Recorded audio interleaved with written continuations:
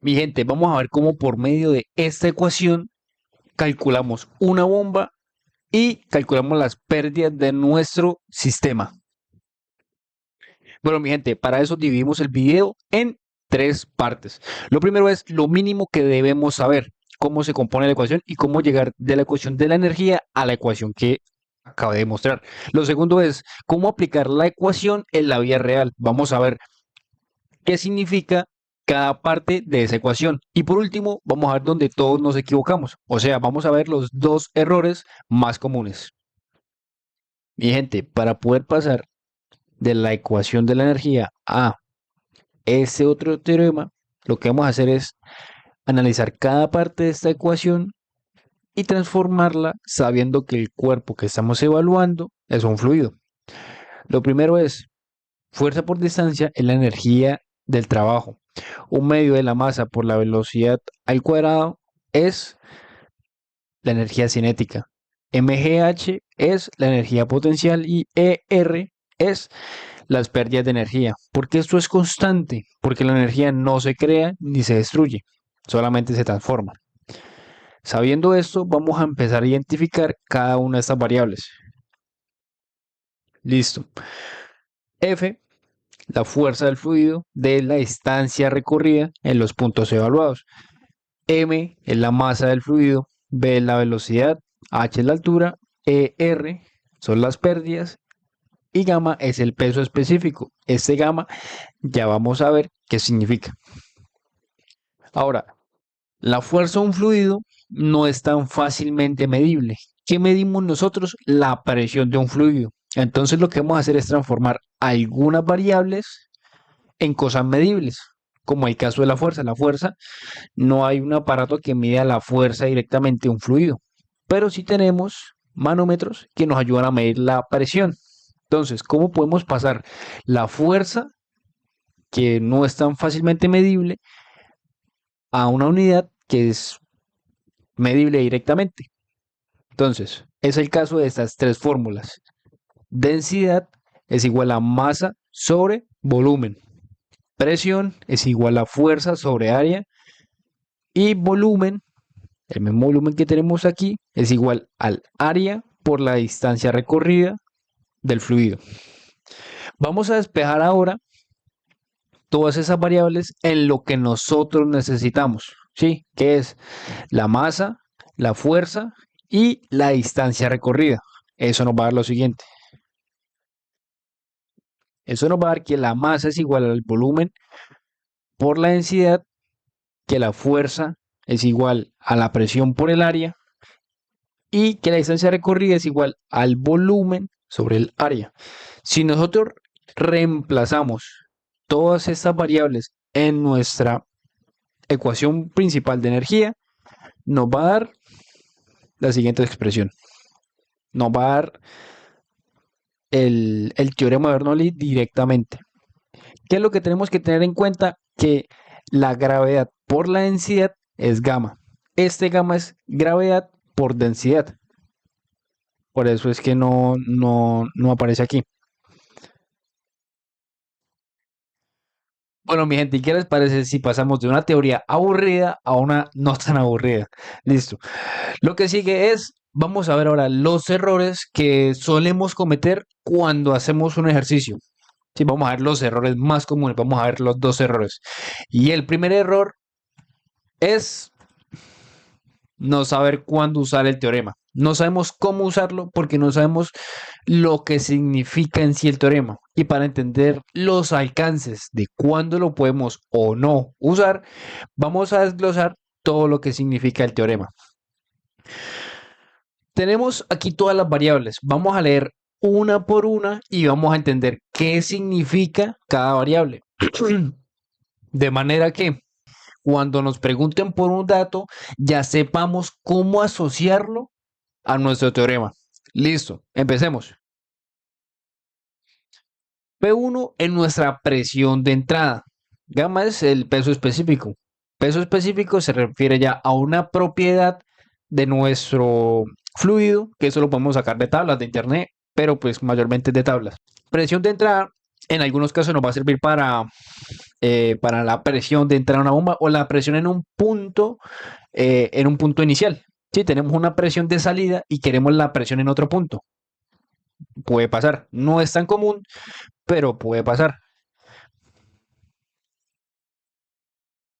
Velocidad de entrada puede pasar también. No es tan común. Ojo, no es tan común que tengamos datos de salida y necesitemos datos de entrada. Sí, las cuestiones de las velocidades, mayormente las velocidades, no se piden tanto, pero puede pasar. Ahora, H1, que es nuestra altura geodésica de entrada. ¿Qué es lo que hacemos con H1? H1 usualmente la tomamos como cero. ¿Por qué? Porque la tomamos como nuestro nivel de referencia. Sí, pero pues hay veces se va a utilizar, muy poquitas veces. Vamos ahora con HB, que HB lo que eso no significa es la cabeza de la bomba. La cabeza de la bomba no significa que la cabeza tenga cara o algo así. Lo que significa la cabeza de la bomba es la altura en vertical que la bomba nos va a llevar el agua. ¿Cómo así? Si la bomba me dice que tiene 50 MCA, metros columna de agua, significa que esa bomba puede subir el agua 50 metros. Eso es lo que nos significa. HR es lo que nosotros representamos, o por lo menos yo con HR represento las pérdidas en mi sistema. Pérdidas del sistema, ya sea por accesorios, ya sea por tuberías. Pérdidas son pérdidas.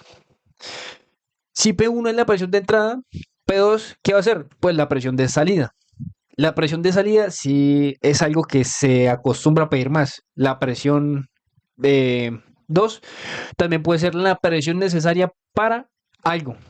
Sí, o que yo tengo estas características de entrada y necesito saber con qué variables o con qué presión va a salir este fluido. Si tengo esta presión de entrada y tengo esta velocidad, ¿a qué presión va a manejar la salida? Sí, eso es útil porque las tuberías tienen una presión máxima que soportan. Entonces, eso es cuento aparte.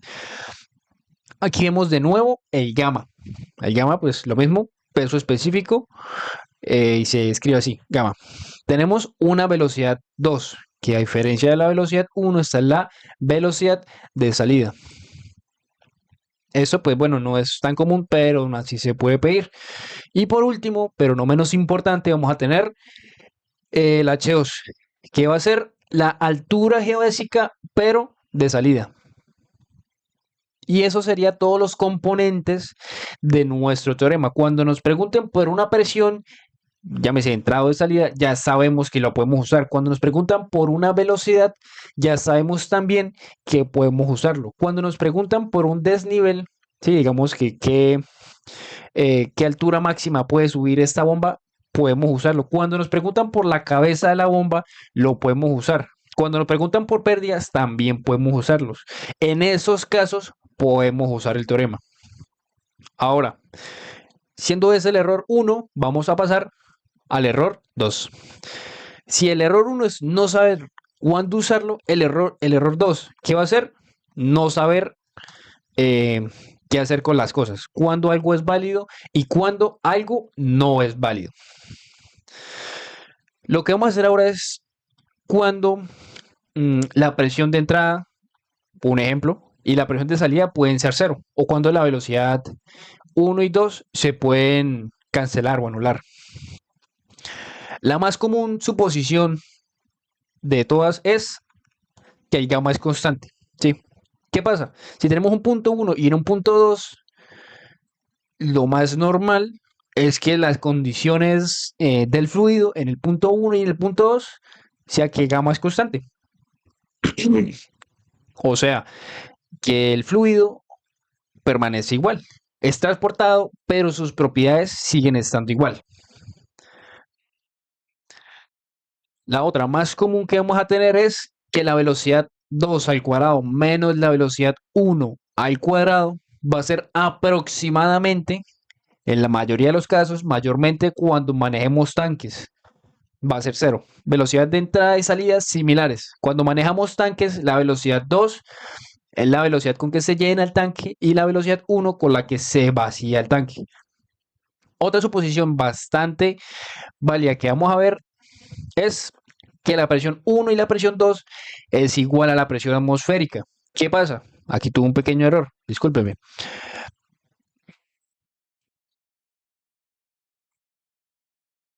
Presión de entrada y salida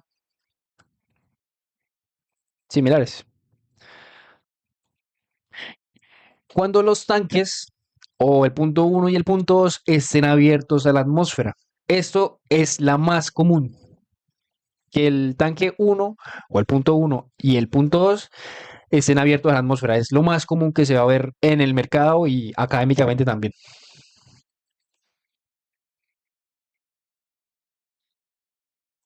También vamos a tener veces donde no necesariamente vaya a haber una bomba. Sí, sí, hay veces tenemos que el agua pasa de un tanque a otro, pero por el puro hecho de tener un desnivel, va a pasar. Y si nos dicen que baja por gravedad, significa que no hay una bomba. Que el que suministra la energía no es una bomba, simplemente es el desnivel. Pasa también. Y la última, cuando las pérdidas son cero. Las pérdidas son cero cuando se indica. Cuando se dice no, desprecie las pérdidas. No tenga en cuenta las pérdidas de la succión. No tenga en cuenta las pérdidas de la entrada cuando solamente, ojo aquí, solamente cuando me lo indican. Listo. Dicho lo anterior, ahora vamos a dar un pequeño ejemplo donde podemos aplicar esto que acabamos de ver. Entonces, vamos a dar un pequeño ejemplo aplicativo y como cualquier ejemplo o ejercicio, siempre lo que yo en lo personal lo recomiendo es seguir un paso a paso que nos permita evitar enredarnos, ¿sí? Y tener siempre una manera segura de proceder en un ejercicio. Entonces, el primer paso siempre va a ser tener un gráfico, entender el entorno que envuelve todo nuestro ejercicio. Vamos a hacer un diagrama y vamos a marcar nuestros puntos de interés, los puntos desde los cuales nosotros vamos a evaluar nuestro sistema.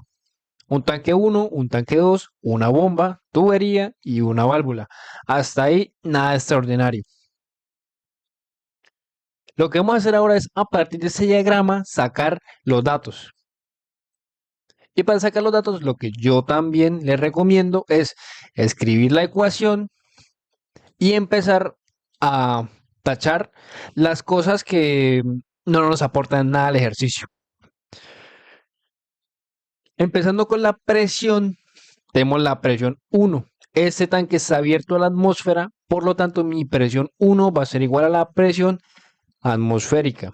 En el caso de la presión 2, comparo el dato 1 con el dato 2. En el caso de la presión 2, vamos a tener de nuevo que está abierto a la atmósfera. Listo, entonces la presión 1 va a ser igual a la presión 2, que es igual a la presión atmosférica. Ok, ya tenemos las presiones. Velocidad 1. La velocidad 1 hace referencia a la velocidad con la que disminuye el nivel del agua en el tanque 1. La velocidad 2 hace referencia a la velocidad con la que sube el agua en el tanque 2. Si yo paso este término a restar aquí, queda velocidad 2 al cuadrado menos velocidad 1 al cuadrado dividido en 2g. Eso en la mayoría de los casos va a dar aproximadamente cero. El valor que va a dar va a ser despreciable para nuestro ejercicio. Y vamos a tener otro concepto que es H2 menos H1 igual a H. H2 menos H1 va a representar esta diferencia de altura. Sí, no siempre va a ser así porque hay veces el H1 sí va a tener valor. Entonces, vamos a tachar o a reescribir la ecuación como nos debería quedar. Entonces, P1 y P2 se nos van de nuestra ecuación, son aproximadamente cero porque son iguales. Velocidad 1 y velocidad 2 son aproximadamente cero, las tachamos.